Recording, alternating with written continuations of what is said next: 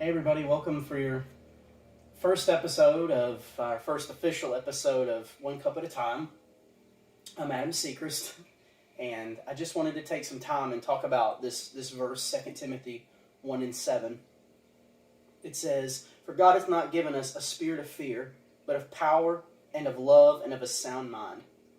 I mentioned in the last announcement that I was just radically healed from ADHD on the 12th, and it has been 100% change in my life.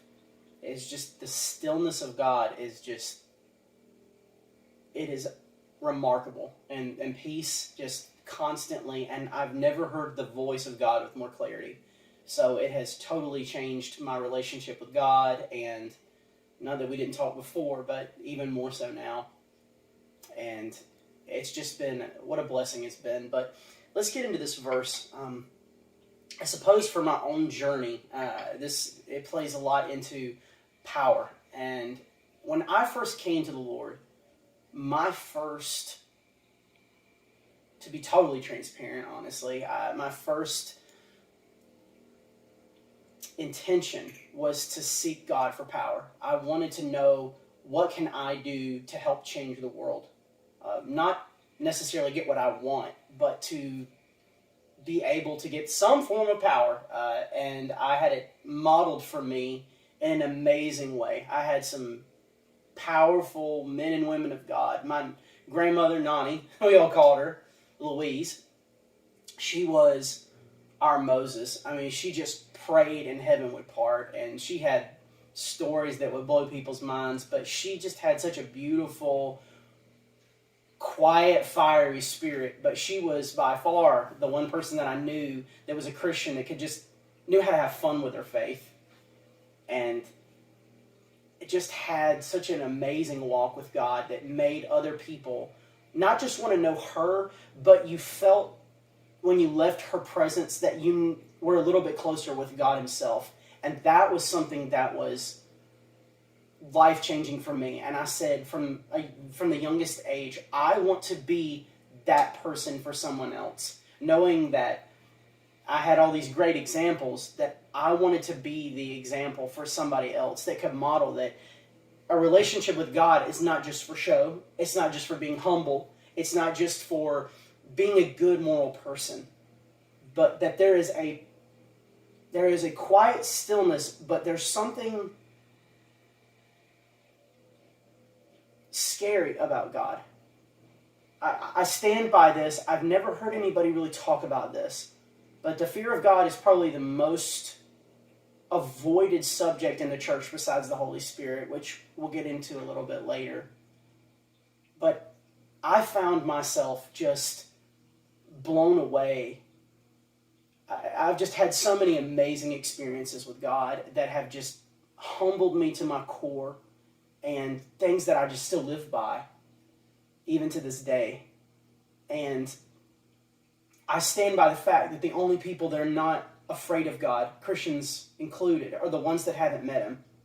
Because just the vastness of God, even just his size, is so much bigger than anything that we can comprehend, that if we even tapped into 1% of who he is, if he's infinite, right, which he is, we could do anything. If we even had channeled 1% of who God really is, because that's the kind of power that we're talking about. And revival is going to bring about so many things, so many changes in our day-to-day lives that people just really aren't prepared for, frankly. And I see it on a daily basis, the shape that the world is in, as I'm sure all of you do with many people that you work with. But power is the difference between Christianity and other religions, because there is a power of God into salvation, yes, but there is a walk that changed the disciples when they would see Jesus. It wasn't just, he's a great guy, he's a good teacher, as we hear a lot of other religions weigh in on Jesus. He wasn't just a good man. He said things that no human could say. Father, make us make them one as you and I are one. That's not the words of a man. It's just not. And I think about all of these impacts and what does power really even mean? In different situations, it changes, right? But Jesus perfectly embodied not just the law, not just God's wisdom, but the knowledge of, he would challenge people. He was approached multiple times in his ministry.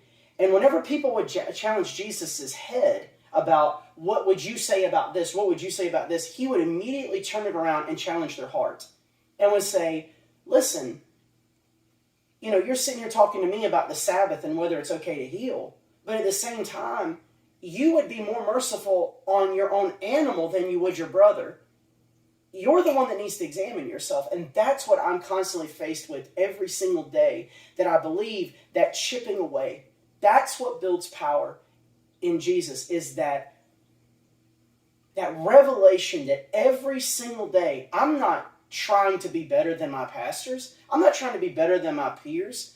I'm just trying to do the best that I can do, because I don't believe there is one verse in this entire book that translates better to nowadays than the one where Jesus just turned and looked at Peter. Peter wants to know, Lord, what about that guy? What are you going to do about him? And Jesus turns and looks at him and he says, Peter, what is that to you? And that's what I challenge you today. If somebody's doing better than you, if they've got more power than you do, what is that to you? Have you really taken time with God to get that nearness back? I'll tell you one of the things that I've learned about God, and I'll end on this. The secret to God, one of the biggest secrets, it says that God is seeking those who worship him in spirit and in truth. The secret to always to be able to get into contact with God at any given time is to find something inside of you that's true. Find something real. Because when you grasp that, that is what touches God. I really enjoyed our time together. Thank you for taking the time. I love you. God bless you. And I pray you have a blessed day.